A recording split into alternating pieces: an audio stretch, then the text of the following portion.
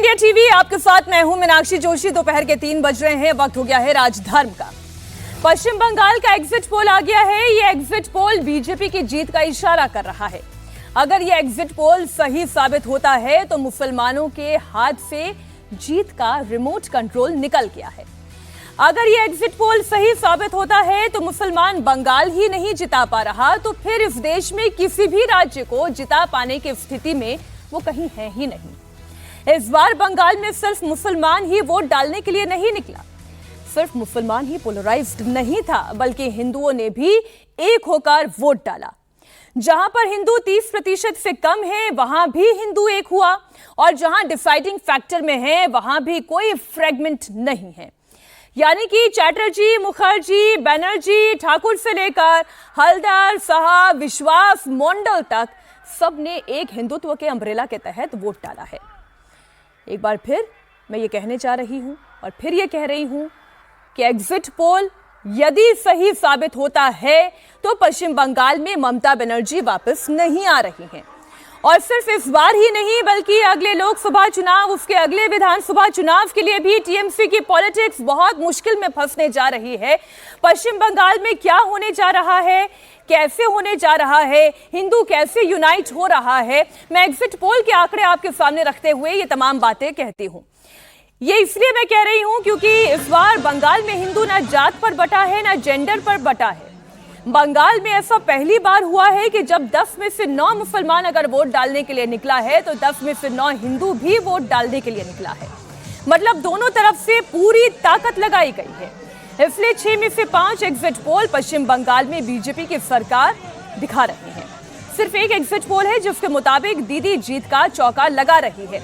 ये 3 तस्वीरें मैं आपके सामने रख रही हूं और एग्जिट पोल की फाइनल पिक्चर, वो फाइनल फिगर मैं आपके सामने एलईडी स्क्रीन पर रखने जा रही हूं।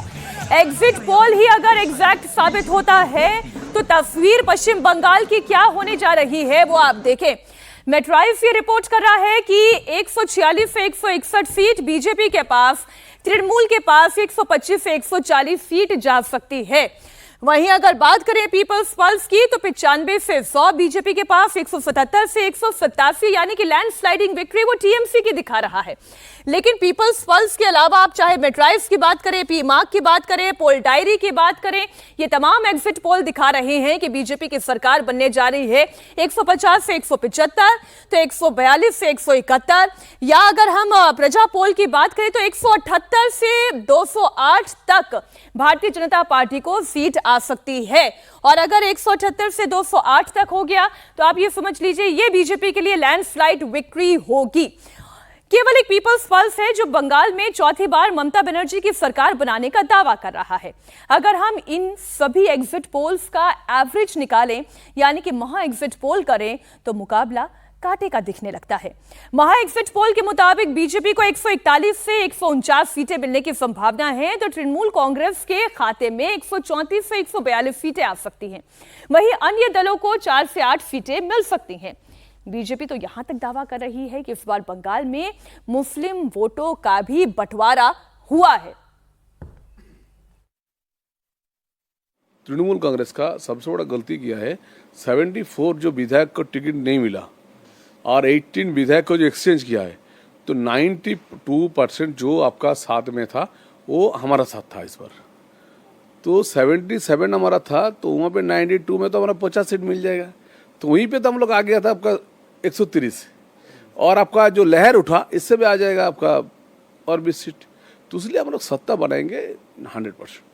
तो यानी कि भरोसा है कि जो दिख रहा है एग्जिट पोल पर ये उसी तरह परिणाम में तब्दील हो जाएंगे। मोदी जी का 2-3 शब्द पश्चिम बंगाल में जो पब्लिक ने अपनाया।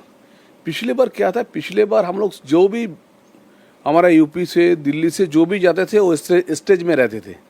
और इस बार क्या किया, इस बार हमारे 3-4 लीडर ही सिर्फ स्टेज में गया है। एक मोदी जी, एक अमित शाह जी, और एक है और हमारा राजनाथ सिंह जी, जो एकदम जोगी जी, जो एकदम सीनियर मोस्ट पॉपुलर लीडर है, हेमंत बिश्व शर्मा जी, तो उन्होंने मंच किया है। इस बार हम लोग को आगे बढ़ा दिया। मतलब बोहिरा को तो जो भाषण हुआ था, इस बार ने बीजेपी ने भूपेंद्र यादव जी भी कहाँ पर भी स्टेज में भाषण नहीं दिया भाई साहब, पीछे से काम किया। ये जो पीछे से हम लोग को सपोर्ट मिला, बूथ तक, लेकिन हम लोग को बंगाली वालों को आगे कर दिया। यही सबसे बड़ा पार्टी का संगठन का यही सबसे बड़ा असली अच्छे निर्णय हुआ। इस बार कोई भी नहीं बोला जो बहिरागत पार्टी है, क्योंकि शुभेंदु अधिकारी या श्रमिक भट्टाचार्य ने वहाँ पे छक्का मारा और हम लोग सब पीछे था।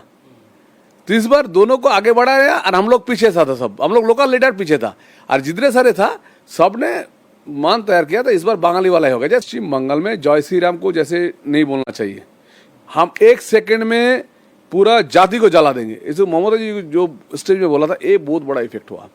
ये 1 सेकंड में आप सनातनी हिंदू को जला देंगे। और मुस्लिम भी इस बार तृणमूल का साथ 100% नहीं है। उन्होंने भी डिसाइड किया कि हम लोग तृणमूल को खिलाफ रहेंगे। उसलिए देखिए छोटा छोटा जितने 2-3 पार्टी हुआ है, कांग्रेस ने अलग कैंडिडेट खड़ा किया, आपका सीपीएम में अलग कैंडिडेट खड़ा हुआ, ओएसी ने खड़ा किया, आईएसएफ ने खड़ा किया, हुमायूं कबीर ने तैयार किया। तो ममता का साथ कोई ना कोई साथ में रहते थे। 2021 में भी कांग्रेस साथ था, सीपीएम साथ था उनका, लेकिन हाँ ओपनली साथ नहीं था, लेकिन पूरा आंदोलन में साथ था। इस बार क्या क्या जितने सारे वार का था सबको एक ही बात है, वोट देने के लिए जा रहा हो लेकिन तृणमूल कांग्रेस को नहीं देंगे।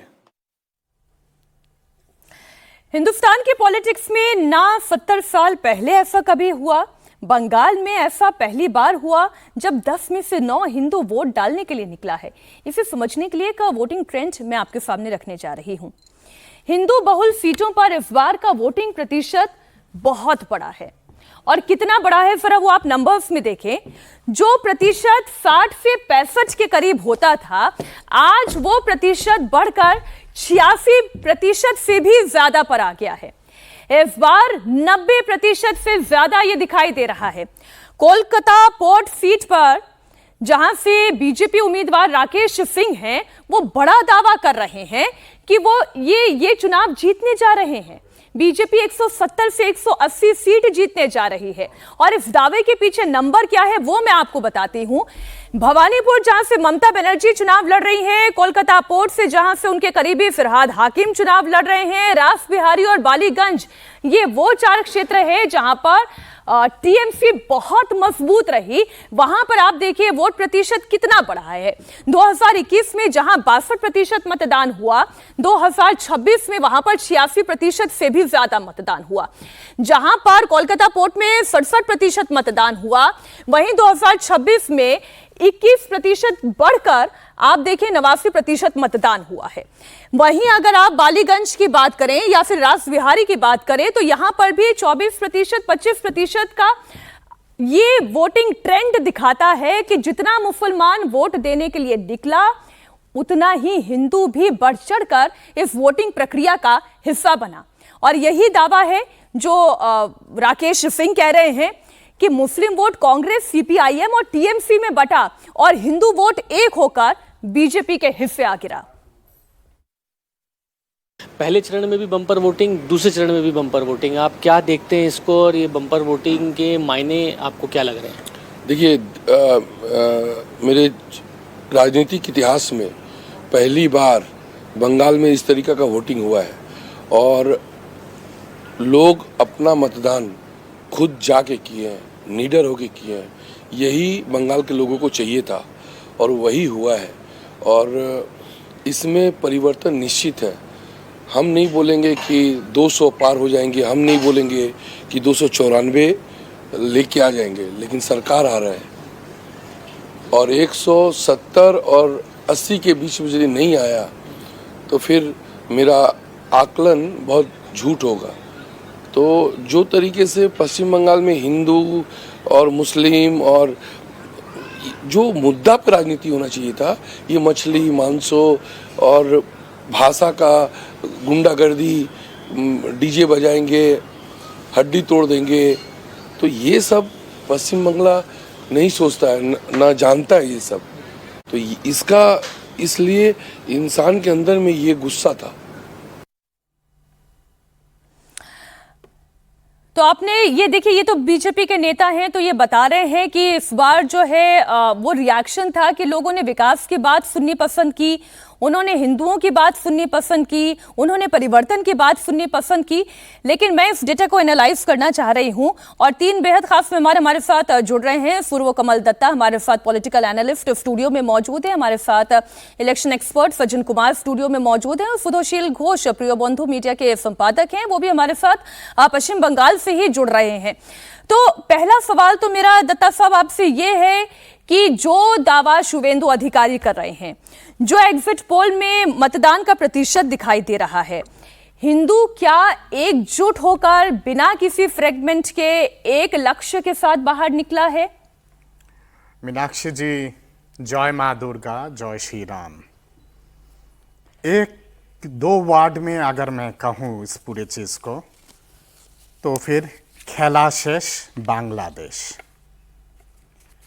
बहुत प्रभावित हूँ आज मैं माँ दुर्गा के एक श्लोक से शुरू करने के लिए, क्योंकि दीदी अक्सर जय माँ काली, जय माँ दुर्गा कहती हैं। सृष्टि स्थिति विनाशनम शक्ति भूते सनातनी, गुणोमय गुणोश्रय नारायणी नमोस्तुते, शरणागत दिनार्थ परित्राया परायणी, सहस्र शस्त्र हरिदेवी नारायणी नमोस्तुते। अब बात आती है आपके सवाल का। जो शुभेंदु अधिकारी जी ने जो कहा है या फिर बाकी जितने सारे लोग कह रहे हैं, मैं उनके बात से 100% नहीं 200% सहमत हूँ।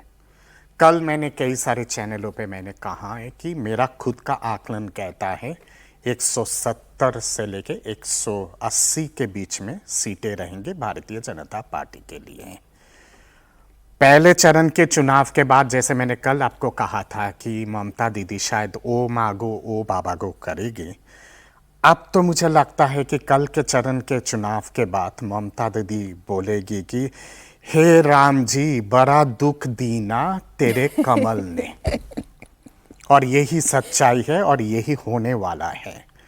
दीदी, आपने जो खेला होबे अक्सर आपने किया, वो खेला का अंतिम बेला आ गया है अब। और 4 तारीख को वो खेला ही होगा, खेला शेष बांग्लादेश के साथ। जिस तरह का प्रतिशत निकल के आया है, चाहे वो उत्तर बंगाल हो, चाहे वो जंगल महल का इलाका हो, चाहे वो लाल माटी का इलाका हो, चाहे वो आपके झारग्राम का इलाका हो या फिर आपके दक्षिण बंगाल का इलाका हो, ये केवल युवा पीढ़ी के वोटों से नहीं हो सकता है या फिर बुजुर्गों के वोटों से नहीं हो सकता है। महिलाओं का बहुत बड़ा योगदान रहा है, युवाओं का, बेरोजगार युवाओं का बहुत बड़ा योगदान रहा है। और उसके साथ साथ तालिबानी बाहिनी और लुंगी बाहिनी, रोहिंग्या बाहिनी के जो अत्याचार रहा है 15 साल तक, ये लुंगी बाहिनी का, उनको भी तारी पार करने का वोट था। ये जिस तरह का आक्रोश था आरजीगर के घिनौना हादसा को लेके, दुर्गापुर के घिनौना हादसा को लेके, कौशबा साउथ लॉ कॉलेज के हादसा को लेके या फिर पार्क स्ट्रीट के हादसा को लेके, आपके बशीरहाट को लेके, आपके धुलियान को लेके, आपके मालदा को लेके, आपके दिनाजपुर को लेके, मुर्शिदाबाद को लेके, शीतलकुची को लेके, ये उन्हीं सब चीज़ों का नतीजा है कि इस तरह का नतीजा निकला है। बहुत बात करते थे जेके मॉडल, डायमंड हार्बर मॉडल। कल डायमंड हार्बर मॉडल भी फुसफुस हो गया और जेके मॉडल तो कहीं दिखाई ही नहीं दिया। इतना ज़्यादा घबरा गए थे कि ईवीएम पे भारतीय जनता पार्टी का जहाँ पे चिन्ह है वहाँ पे आपका ब्लैक सेलुटेप लगा दिए थे। पर मैं जानता हूँ, आज मेरे पास पश्चिमी मेदिनीपुर, पूर्वी मेदिनीपुर से ऐसे रिपोर्टें आई हैं कि लोगों ने इतना ज़्यादा, जो बटन है जिस पे कमल का चिन्ह है, उतना ज्यादा बटन को दबाया है कि बटन ही जाम हो गया था। ये तो सच्चाई है और आप इसको क्रॉस चेक कर सकते हैं आपके लोकल रिपोर्टर्स से। मैं तो सर ये कह रही हूँ कि जनता ने अपना जनादेश दे दिया और जो एग्जैक्ट नंबर है वो 4 तारीख को मुझे दिखाई दे जाएगा और जनता भी देख लेगी। लेकिन सज्जन जी, जैसे दत्ता साहब ब्रीफ कर रहे हैं, तब तो वो सारे मुद्दे चले हैं, फिर वो केवल हिंदुत्व का मुद्दा नहीं चला है, वो एंटी इनकम्बेंसी का मुद्दा भी चला है, वो महिलाओं में उन्नयन की जगह विकास का मुद्दा चला है और ये भावना भी चली है कि अगर एक पार्टी ऐसी है जो 30% वोट के लिए ही राज कर रही है, तो फिर 70% को भी बाहर निकलना होगा और अपने लिए सरकार चुननी होगी। क्या ये चला है? नहीं, निश्चित। अब देखिए, कोई भी चुनाव एक मुद्दे पे केंद्रित नहीं होता है। हालांकि हम लोग कहते हैं कि हाँ, बहुत सारे, चाहे वो आर्थिक मुद्दे हों, चाहे वो राजनीतिक और सांस्कृतिक मुद्दे हो, पहचान का मसला हो, डेमोग्राफी की बात हो, उन सबको हम किसी एक फ्रेम में बांधते हैं, लेकिन मुद्दे बहुत सारे होते हैं। अब देखिए, बंगाल में बीजेपी को चुनाव जीतने के लिए दो कंडीशंस, दो स्थिति चाहिए थी। या तो डिवाइडेड मुस्लिम हो या यूनाइटेड हिंदू। ये दो। अब पहली जो शर्त थी कि मुस्लिम डिवाइडेड हो, ये तो संभव नहीं है। वो डिवाइडेड थे 2019 के चुनाव से पहले। 2019 के पहले आप देखेंगे, 19 में भी थोड़ा बहुत था, कुछ सीपीएम को जाता था, कुछ कांग्रेस को जाता था, बहुतायत तृणमूल को जाता था। लेकिन जैसे ही बीजेपी एक विकल्प के तौर पे उभरी, 2019 के लोकसभा चुनाव में लगभग 40% वोट पाके जो दिखाया कि 60% हिंदुओं का वोट बीजेपी को मिल रहा है, आपने देखा कि 21 के चुनाव में वो जो 3 पार्टियों में जो मुस्लिम वोट डिवाइड होता था अलग अलग हिस्सों में, वो एक साथ लामबंद हुआ, कुछ एक छोटे से हिस्से को छोड़ के। इस बार आप देखिए कि वो और ज्यादा लामबंद है। तो दूसरी स्थिति क्या है कि हिंदू भी लामबंद हो। तो अभी आप देखिए, जो हम लोग इन्हें सनीदा कहते हैं, पुराने हमारे सीनियर हैं जेएनयू से, जो कह रहे थे, वो उसी बात को कह रहे थे कि इस बार हिंदू यूनाइटेड है। अब ये यूनाइटेड केवल हिंदू होने के कारण है, ऐसी बात नहीं है। वो तो एक पहचान में आ जाता है। आप आर्थिक रूप से वहां पे कमजोर होते जा रहे हैं। सरकार में हिस्सेदारी जो है अल्पसंख्यक समाज की ज्यादा दिख रही है, उनके नेता ज्यादा मुखर हैं, तो वो भी एक मसला अर्थ से जुड़ जाता है। आलू की खेती हुई है और बंगाल आलू की खेती में बहुत अव्वल राज्यों में है। वहां से आप एक्सपोर्ट नहीं कर सकते हैं और वहां कीमतें इतनी कम हैं कि किसानों को आलू खेत में ही छोड़ना पड़ रहा है। जो हुगली, जहां पे नैनो का विरोध हुआ, वो आलू का बहुत बड़ा केंद्र है। वर्धमान में होता है और उसके आसपास मेदिनीपुर में होता है, ये सब बड़े घर है, और बाकी जगह भी होता है। उसके साथ आप देख लीजिए, जो बंगाल की जनता में एक भावना यह थी, कब तक आप हमें, हम लोग भत्ताजीवी कहते हैं, स्कीम सेंट्रिक, वहां पे कहते हैं भाताजीवी आप हमें कब तक बनाएंगे।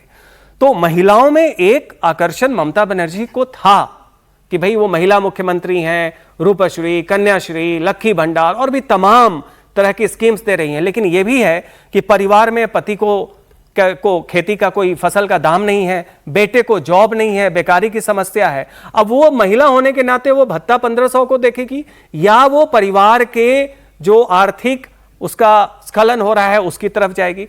ऐसी स्थिति में आप देखिए कि हिंदू कंसोलिडेशन हुआ है, जो वोट में भी दिखा, सब कुछ दिखा। बस इसमें एक जो कह रहे हैं, अगर घोषणा यही है, अगर यही कारण है, तब तो फिर मैं ये कह रही हूं कि महिला का वोट भी, महिला क्या सोच रही है, पुरुष क्या सोच रहा है, महिला बढ़ चढ़कर बीजेपी को वोट देने इस लिहाज से निकली है कि उसकी अपनी आइडेंटिटी क्या है, उसका अपना रोजगार क्या है, उसकी अपनी पारिवारिक स्थिति क्या है, या उसकी हिंदू आइडेंटिटी क्या है। देखिए, यहाँ पर महिलाओं का जो वोट है, ये एक एग्जांपल मैं अगर दूंगा तो सारे क्लियर हो जाएगा। मैं मेमारी सीट बार बार बोलता हूँ, जहाँ पर मेरे दोस्त फाइट कर रहा है बीजेपी उम्मीदवार के रूप से, मानव गुह।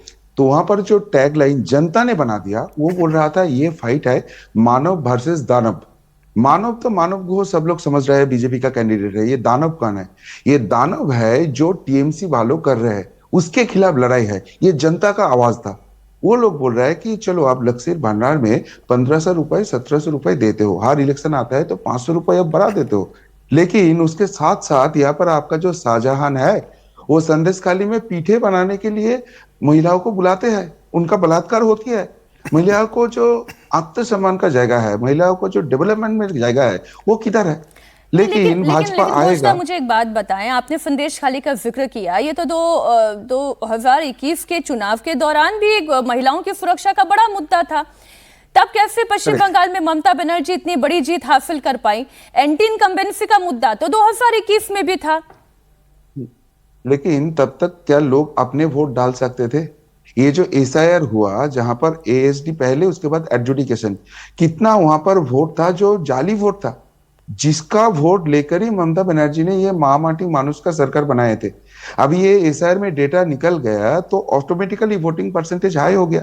लोगों को समझ में आ रहा था जो लो मार्जिन का सीट था, वो 50-60 बूथ जो है उसको लूटा जाता था, 100-150 करके लूटा ले तो वो लो मार्जिन का सीट ऑटोमेटिकली टीएमसी की तरफ आ जाते थे। लोगों के अंदर गुस्सा था लेकिन इलेक्शन कमीशन बोल दीजिए या ऑपोजिशन पार्टीज, वो ये माहौल नहीं बना पाया कि लोग अपने वोट अपने दे पाए। ये 2026 का चुनाव जो आए, लोग उत्सवों के माहौल में आए और वोट दिया। क्यों?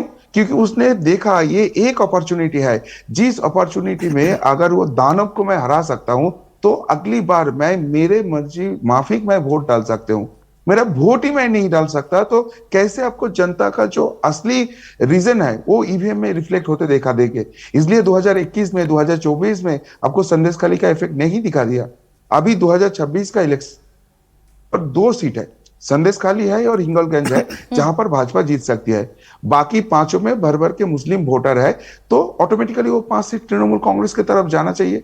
लेकिन अभी जो एग्जिट पोल का डेटा आ रहा है वहां पर दिख रहा है 1 या 2 सीट जो तृणमूल की तरफ जा सकता है। बाकी भाजपा तो नहीं मिलेगा, लेकिन टीएमसी को भी नहीं मिलेगा। शायद वो आईएसएफ की तरफ जा सकता है, शायद वहां पर सीपीएम की तरफ जा सकता है। तो इसके मतलब ये हो गया कि हिंदू वोट जो है उसका गुस्सा है, उसका जीने मरने का ये युद्ध है, तो वो भाजपा के पास जाएगा। लेकिन मुस्लिम वोट जो कंसोलिडेट हुआ था, क्योंकि ममता बनर्जी ने डराए थे कि यहाँ पर भाजपा आ जाएंगे तो आपको इंडिया से निकल के बांग्लादेश या पाकिस्तान भेजा जाएगा, वो वाला मुद्दा इस बार नहीं चला, उसमें स्प्लिट हुआ और उसका फैसिलिटी कांग्रेस हो, वाम हो, आईएसएफ हो, इन लोगों को मिलेंगे।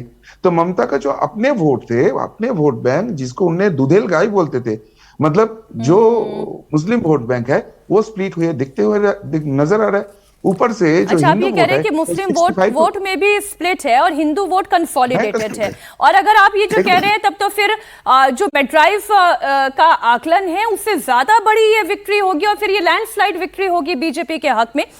मैं 2 और रीजन की बात कर लेती हूँ, नॉर्थ कोलकाता और साउथ कोलकाता की। जरा बिग स्क्रीन पर आप लेकर आ जाइए दोनों आंकड़ा, और यहाँ पर किस तरीके से पोल परसेंटेज बढ़ा है उसे देखना होगा।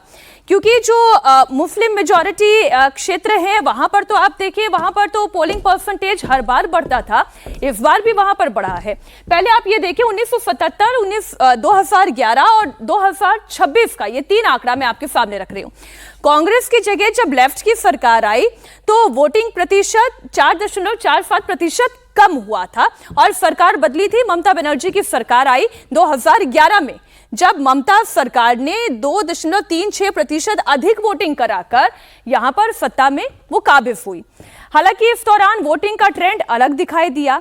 1977 में 1977-72 के मुकाबले अगर आप यहां पर वोटिंग ट्रेंड देखेंगे तो कुछ मत प्रतिशत बढ़ा, लेकिन 2026 में आप देखें अचानक से इसमें अपसर्ज जो दिखाई दे रहा है, मतदाताओं का जो उत्साह दिखाई दे रहा है 2021 से 7.67% अधिक 2026 में मत प्रतिशत दिखाई दे रहा है। अब जरा वो 2 और रीजन की जो मैं बात कर रही हूं, एक तो साउथ रीजन की बात कर रही हूं, वो जरा हमारे सामने रख दें। एक और आंकड़ा है साउथ रीजन, दक्षिण 24 परगना, ये इन क्षेत्रों की मैं बात कर लेती हूँ। डेटा कुछ मेरे पास है, मैं उसी के आधार पर ये चर्चा कर लेती हूँ। सज्जन जी, ये तो हमने देखा ही कि चाहे वो फाल्टा हो, चौरंगी हो, श्यामपुकुर हो, ये तमाम वो क्षेत्र हैं जहां पर हम जानते हैं कि टीएमसी का ये मजबूत गढ़ है। क्यों? क्योंकि वहां पर मुस्लिम डेमोग्राफी के लिहाज से बहुत स्ट्रांग है।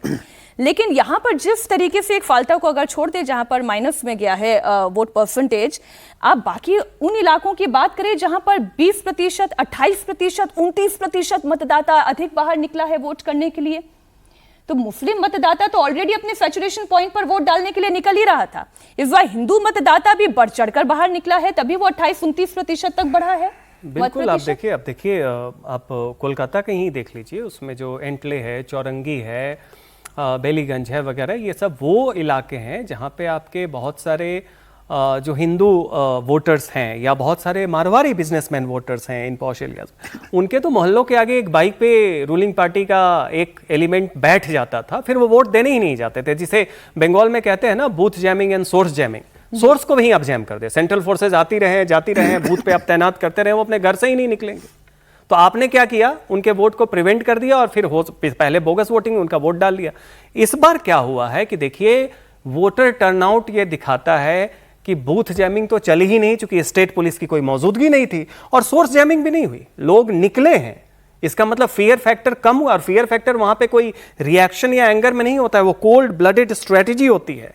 सीपीएम के दिनों से, वो भी इस बार नहीं चली है। तो हिंदू मतदाता डरा हुआ तो वही है, क्योंकि वो टीएमसी के खिलाफ है।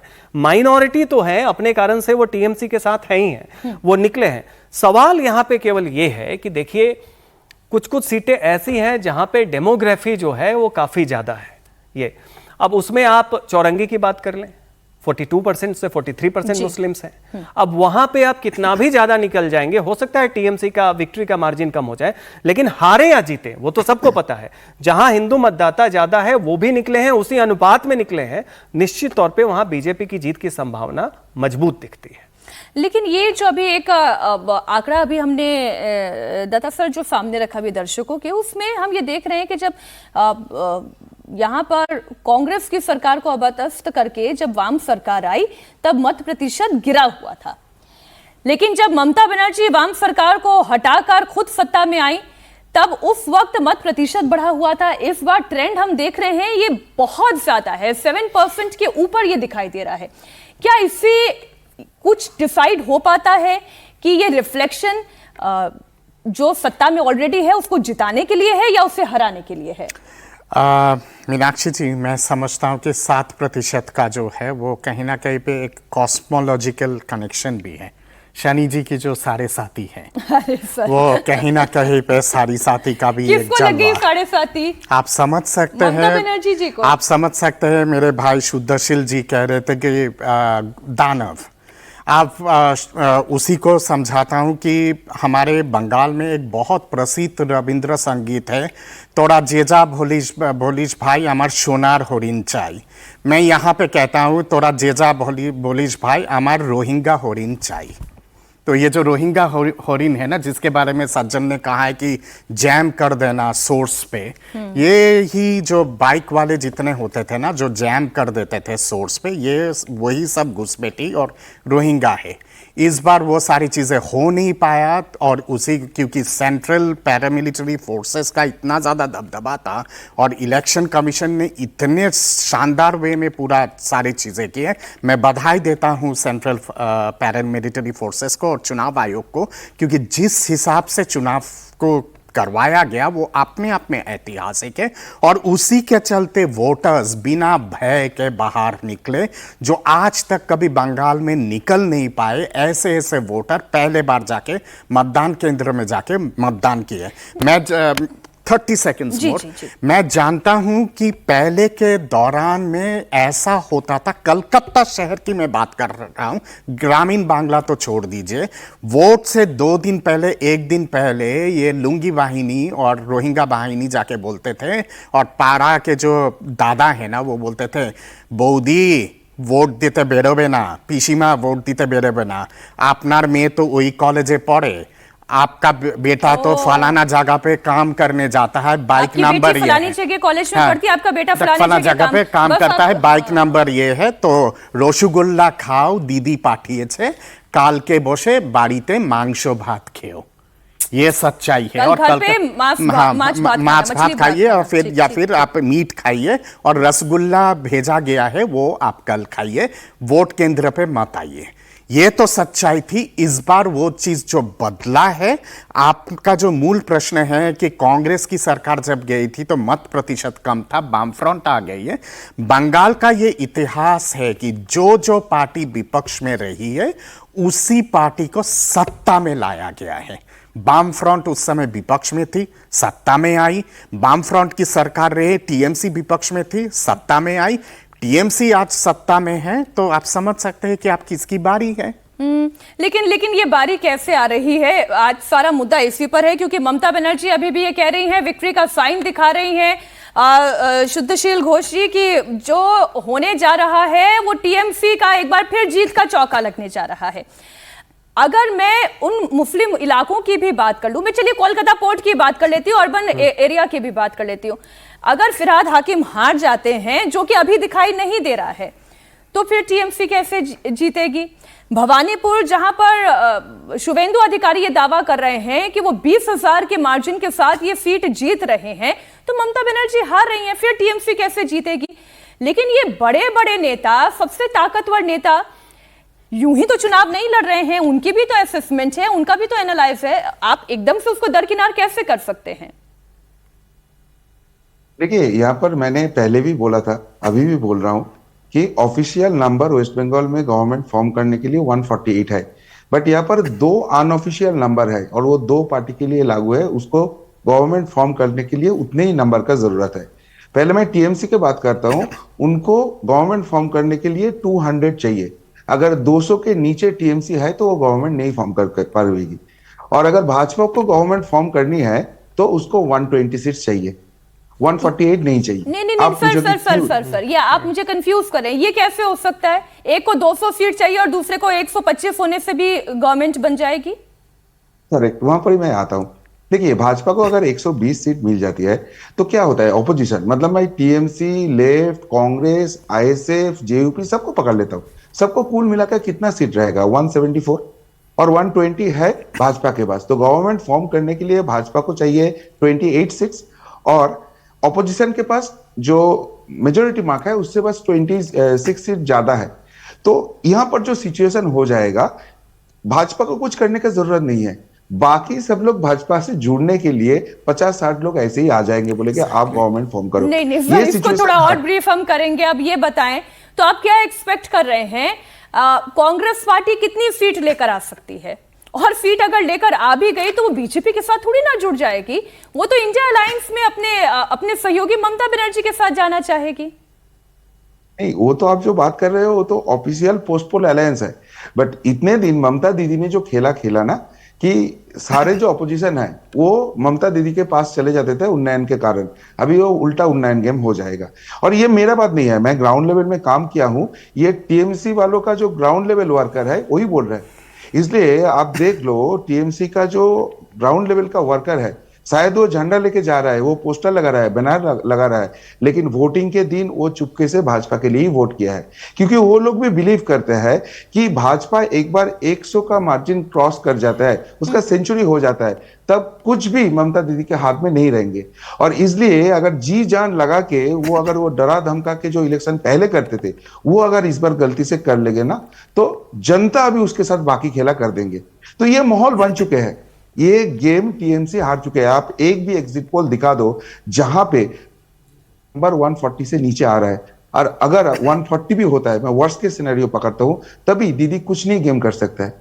देखिए, अमित शाह जी जब कोलकाता आए थे, यहाँ पर रैली कर रहे थे, तो उन्होंने एक बात बोला था, वो बहुत ध्यान से हमको सुनना होगा। उन्होंने बोला था, टीएमसी को हराने के लिए मेरे पास बहुत सारे फॉर्मूला है, लेकिन मैं एक शॉर्टकट फॉर्मूला आपको बताता हूं, भवानीपुर में दीदी को हरा दो, बाकी मैं देख लूंगा।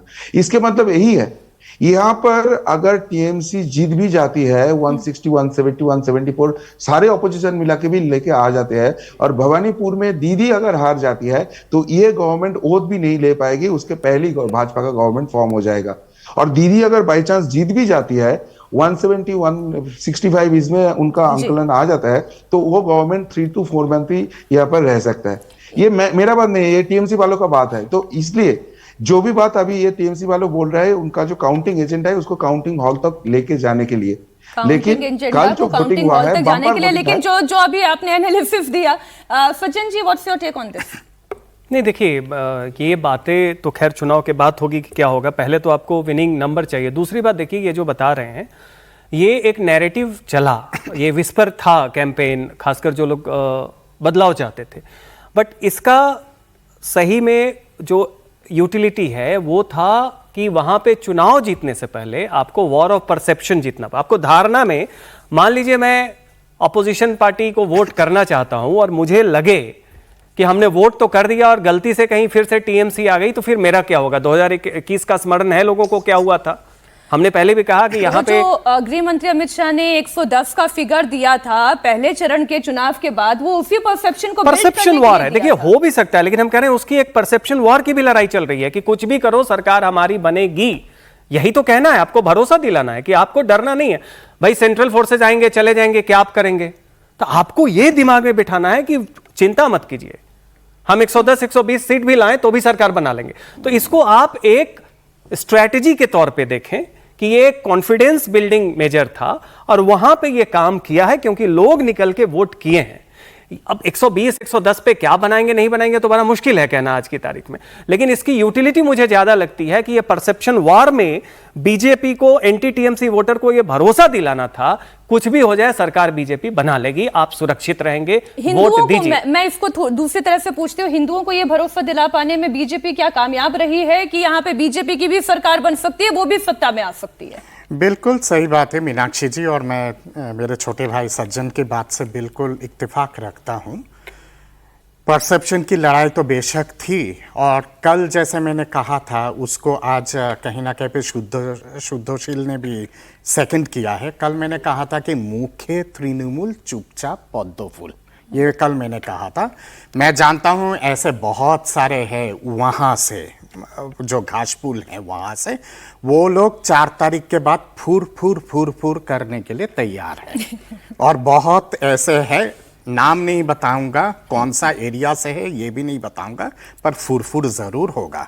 और ये जो फुरफुरा शरीफ का जो एक कुंबा है वो बाकी बचा कुचा काम दक्षिण बंगाल में कर देगा, चाहे वो आपका भांगौर का इलाका हो, चाहे वो आपका बशीरहाट का इलाका हो, या फिर फलता जैसे इलाका भी आप क्यों ना कहें जहाँ पे रीपोलिंग का आदेश दिया गया है। सारे जगहों पे और संदेश खाली वगैरह में सब जगहों पे होगा ये चीज़, और इसीलिए दीदी इतना ज़्यादा घबरा गई है। कल जो उनका वोट देने के बाद जो बयान आया था, जिस तरह से ऐसे गुस्सा होके जिस हिसाब से बोल रही थी, और जो साइकोलॉजिकल पैरानॉइसी थी उनके चेहरे पे, वो भी बहुत कुछ दर्शा दिया है। तो मैं समझता हूँ कि आप शायद टीएमसी अपने घर को कैसे बचाए उस पे शायद टीएमसी लग गए हैं। और अचंभित नहीं, साउथ कोलकाता की बात कर लेती हूँ। आपको क्या लगता है साउथ कोलकाता में कितनी सीटें टीएमसी इस बार बचा पाएगी? क्योंकि पिछली बार तो सब उन्हीं की थी, तो मुझे यही पूछना पड़ेगा कितनी बचा पाएगी। इसी पे मैं आ रहा था, मैं भवानीपुर का उदाहरण देके ही आ रहा था। मैं समझता हूँ कि अचंभित मत होइए अगर भवानीपुर नंदीग्राम हो जाता है, और नंदीग्राम अगर भवानीपुर हो गया तो आसपास पे क्या होगा आप समझ सकते हैं। कलकत्ता में जिस तरह का सैलाब इस बार बहा है, और मैं जानता हूं कि बहुत सारे महिलाओं के साथ और लड़कियों के साथ मेरी बात हुई है जो कलकत्ता और ग्रेटर कलकत्ता एरिया पे है, एक तरफा उन लोगों ने जाके कमल के उस पे चिन्ह पे बटन दबाया लेकिन घोषदा, मुझे अभी सुबह ही चर्चा में ये कहा जा रहा था कि हुगली नदी रात को उल्टी बहती है, उल्टी बह गई तो फिर क्या होगा? उल्टी बह गई तो तृणमूल कांग्रेस नाम का जो दल है वो 4 तारीख के शाम के बाद उसको दिखाई नहीं देगा। देखिए, मैं आपको एक एग्जांपल देता हूँ, ये लोग कैसे डरे हुए हैं और ये कैसे इलेक्शन ऑलरेडी हार चुके हैं। इनका जो टैगलाइन था इलेक्शन के पहले, जतोई करो हमला आबार जीतबो बांग्ला, मतलब जितना आपका मर्जी है आप हमला लगा दो, जो ईडी आ रहा है, सीबीआई आ रहा है, एसआईआर कर रहे हो, ये कुछ नहीं, ये बंगाली के ऊपर, बंगाली हिंदू के ऊपर हमला है, तो इसलिए बंगाली जनता आपको हरा देंगे। और जहां पर इलेक्शन के पहले दिन कल्याण बनर्जी, उनका जो सीनियर एमपी है, उन्होंने बोलता है कि हम लोग टेरिफाइड है, हम लोग बंगाल में सेफ नहीं है, हम कभी भी मर सकते हैं। इसके मतलब ये जो आप बात कर रहे थे, जो नैरेटिव चलाने का कोशिश कर रहे थे कि आप जो भी कर लो, दीदी है, दीदी सब कुछ संभाल लेंगे। अब कल्याण बनर्जी के बयान के मुताबिक दीदी आप कुछ नहीं संभाल सकती है। तो अगर आपके दल का सीनियर एमपी आपके लीडरशिप के ऊपर ही इतना बड़ा क्वेश्चन मार्क लगा देते हो तो जनता क्या करेंगे? ये जो सेकेंड फेज के चुनाव था, ये बोल रहा था तृणमूल कांग्रेस का घर है, किला है। क्यों? क्योंकि यहाँ पर गुंडागर्दी होते थे, यहाँ पर लोग अपने वोट नहीं डाल सकते थे, लेकिन इलेक्शन कमीशन सीआरपीएफ ने दिखा दिया कि लोग अपने वोट अपने डाल सकते हैं। आप सोच लीजिए, एक लोग जिसका एज 40 या 50 ईयर्स के रेंज में है, वो अभी तक वोट नहीं डाल पाया था।